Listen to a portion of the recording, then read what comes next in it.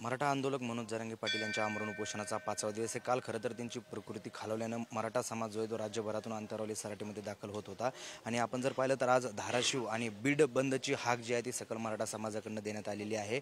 त्या पार्श्वभूमीवर आपल्याला रात्रीपासूनच अंतरवाली सराटीमध्ये मराठा समाजाची गर्दी होताना आपल्याला पाहायला मिळते। राज्यभरातून जे आहे ते मराठी बांधव जे आहेत ते अंतरवाली सराटीमध्ये येत आहेत। आपल्यासोबत काही मराठा बांधव आहेत, त्यांच्याशी बोलण्याचा आपण प्रयत्न करूया। दादा, खरं तर आज जरांगे पाटलांच्या उपोषणाचा 5वा दिवस आहे। सरकारकडनं अद्याप काही दखल घेतलेली पाहायला मिळत नाही, काय भावना आहेत? आम्ही काल 4 वाजता सराटीमध्ये हजर झालो। जय शिवाजी जय शिवराय करीत आलो इथपर्यंत म्हणून दादा 5व्या दिवशी आज इथं त्यांची बिकट परिस्थिती आहे। आमच्या मराठ्यांचं रक्त सळसळून थांबलं, पण आम्ही पाटलांच्या शब्दाच्या पुढे जात नाही। आमचे मनोज दादा कारभारी सांगते ते आमचं दरबार हालतं। मनोज दादा जे बोलतात तेच आमचे दरबार करतं। हे मराठ्याचा अंत त्यांनी पाहू नाही।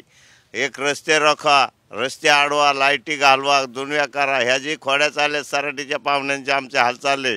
मी नगर जिल्ह्यातून आलेले, श्रीगोंदा माझं तालुका आहे, कोठार बेलोंडी गाव आहे, मारुतराव सुंबे माझं नाव आहे। सर्व बंधू भगिनीला, माझ्या या मावळ्यांना, माझ्या भाषांना, मामांना, गणगोतांना, सगळ्या सोयऱ्यांना माझा निरोप आहे।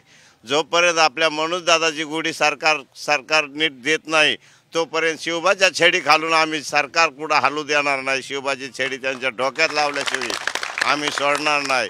आम्ही मराठी युद्धातले गडी आहेत। माझ्यासारखा सर्वसामान्य माणूस, वयस्कर माणूस, हजारो लोक माझ्या संग रस्त्यावर लोडची लोड पोरं येतात।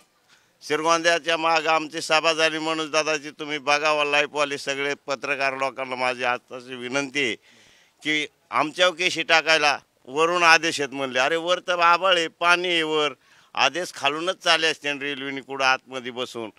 फडणवीस साहेबांनी, शिंदे साहेबांनी, अजित पवारांनी, राणेंनी, छगन भुजबळनी, मुंडे यांनी सगळ्यांनी खोक्याचे सरकार ओके करून घेतलं। आमचीच आलेले पक्षच नेले।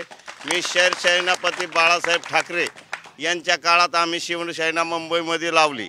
कसं बघता, इकडं काल 4थ्या दिवशी मनोज जरांगे पाटील जे त्यांची प्रकृती खालावली होती, रात्री त्यांनी सलाईनद्वारे उपचार देखील घेतलेले, मात्र आज बीड धाराशिव बंदची हाक दिलेली, मराठा समाज मोठ्या संख्येनं अंतरवली सराटीत दाखल होतो।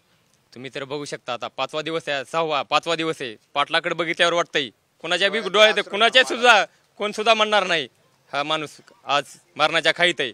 आणि हे मराठ्याला आरक्षण मिळण्यासाठी आजचा हा 5वा दिवस आहे आणि आजचा 6वं उपोषण आहे। हे जर आज शासनाने नाही सगळ्या मान्य जर नाही केल्या तर पुन्हा अजून एकदा सांगतो, मी सगळ्यांना सगळ्या महाराष्ट्रातल्या मराठ्याच्या वतीने सांगतो की आज संध्याकाळपासून तुम्हाला उद्रेक बघायला मिळेल।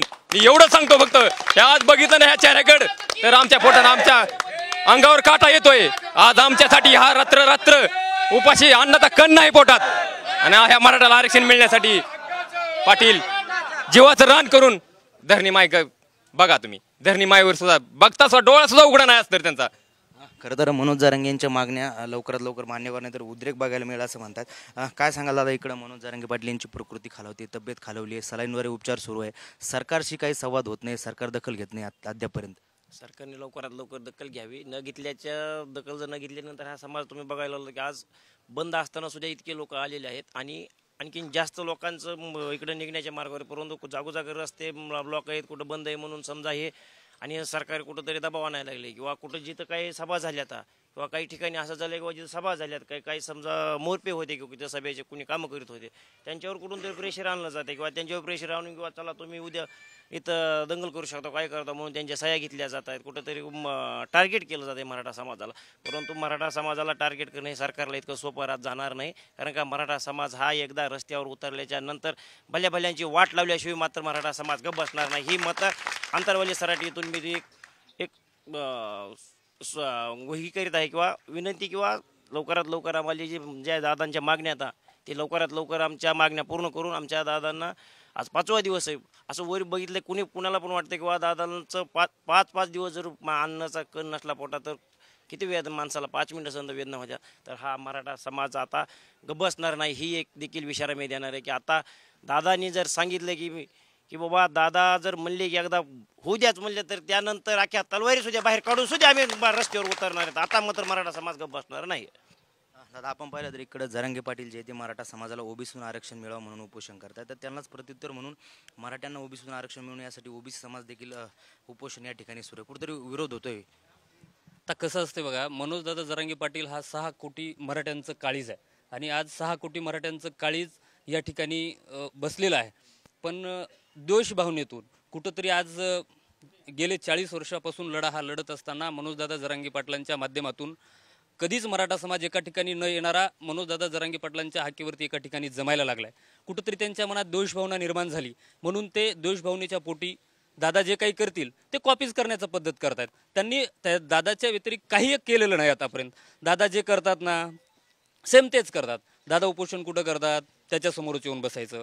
दादा कशा पद्धतीनं दादाच्या उत्स्फूर्त असं रॅल्या निघतात त्याच पद्धतीनं त्यांनी करायला लावायच्या. पण दादाचा जो प्रतिसाद आहे तो 6 कोटी मराठ्यांचं काळीज आहे. आज 6 कोटी मराठ्यांचं काळीज या ठिकाणी पडलेलं आहे आणि सरकार निचपीत झोपलेलं आहे. पण त्या सरकारला मी सांगू इच्छितो, जर 6 कोटी मराठ्याच्या काळजाला जर काही झालं ना तर तुम्हाला स्वस्त झोपू देणार नाही.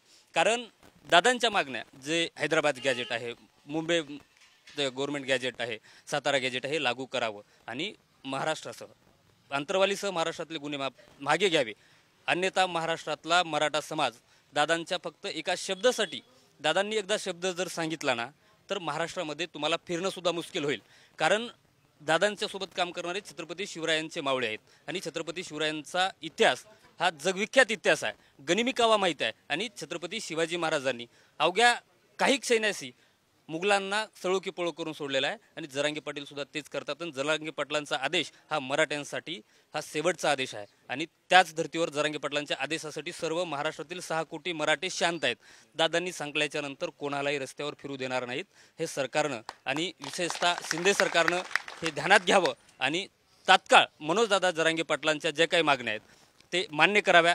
ह्या माध्यमातून या अंतरवाली सराटीतून त्यांना एकच विनंती करतो की दादांचा व मराठ्यांचा अंत आता सरकारने पाहू नये. खरं तर मराठ्यांचा आणि जरांगे पाटील यांचा अंत सरकारने पाहू नये. मनोज जरांगे पाटील यांच्या मागण्या सरकारने तात्काळ मान्य कराव्या, नाही तर मराठ्यांचा उद्रेक या ठिकाणी पाहायला मिळेल असा इशारा या मराठा आंदोलकांनी दिलेला आहे.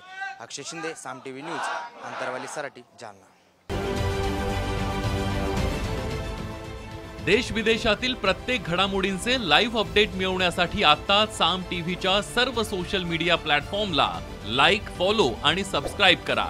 तसंच सर्व नोटिफिकेशनसाठी बेल आयकॉन प्रेस करायला विसरू नका.